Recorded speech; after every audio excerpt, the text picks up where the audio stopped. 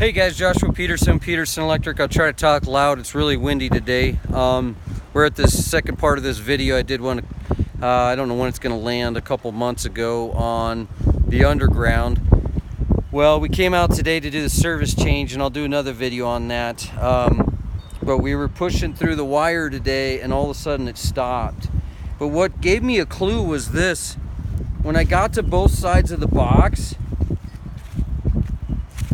when I took my cover off, this was stressed.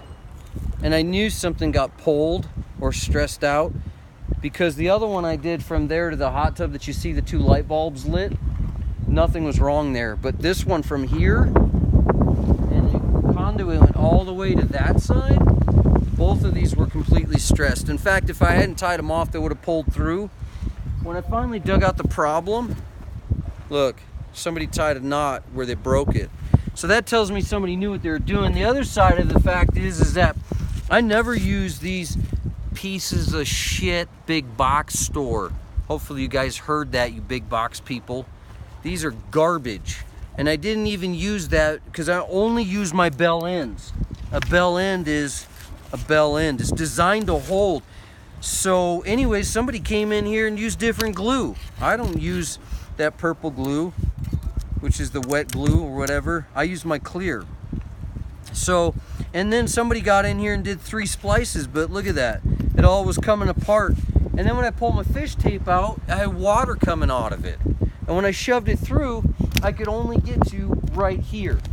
And so I dug out all of that shit. So somebody hit me and coupled all this without telling me. I was pretty pissed off with these guys, and somebody's getting a bill. And then over here, this 90, which tells me it was a tractor, because me and one of the guys were trying to pull this. This thing's so damn hard you couldn't even pull it, but it was right here. I was like, what the hell, 2.5 feet away from my box? And I do like these slip couplings, because look, that's what gave away. Snapped off, pulled the conduit out. So these are good for that purpose too, guys. But anyways, that was coming in here and snapped off and pulled away. So this strut was definitely tight and strong, and so was, well, the box is a little loose now. But anyways, so we're gonna have to reheat this. So you guys saw my other video. That's my heat box. And I heated up that conduit. That's a 4-footer. That was about, I think, $450 bucks. I'm gonna go for the 8-footer next, and that's like $1,100. But it'll do up to 4-inch. That only goes to 2-inch.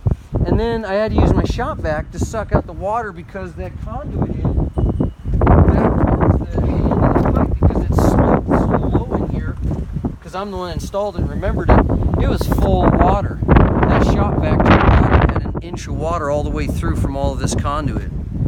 So anyways, my point of this video is put a string in there. Because if they go and fuck up anything, you're going to see the stress on that string. And you're going to know because it pulled or it snapped. Or you'll push a fish tape and be like, what? But I went to pull the wire or the string and it would not pull whatsoever. So they had mud compacted with water, tied it off, and then it must have pinched the string under a coupling and then tried gluing it and getting away with it. But we found it. Thank God I did that, because look, they're already putting in all the pavers right here. Let me show you the second part, or this other part. We got the hot tub in, and that's from here to here. That was it. But that pulled just fine. And that's my loop, so I'll feed in the side of my hot tub right here. Now this was supposed to be built up more, but they evidently came through, and what they told me with the Bobcat, they took out a bunch of dirt.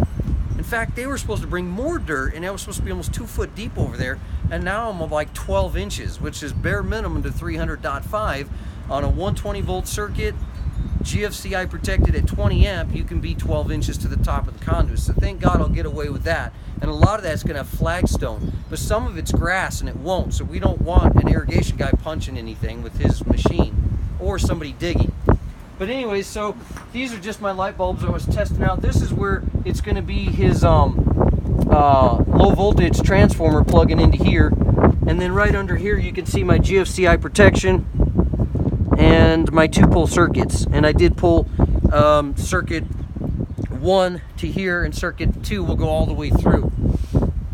Anyways, guys, let me do a second video on the service change. Thanks.